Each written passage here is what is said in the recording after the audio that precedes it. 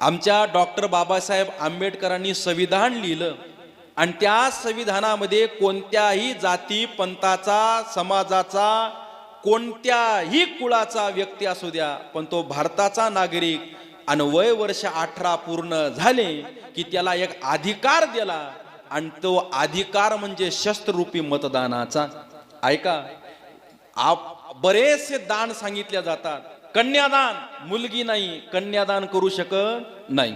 ऐका, रक्तदान, एखादा रोग आहे वजन कमी आहे रक्तदान करू शकत नाही. भूमिदान, भूमीच नाही दान कुठून करणार, नाही का. संपत्ती दान, संपत्तीच नाही दान कुठून करणार.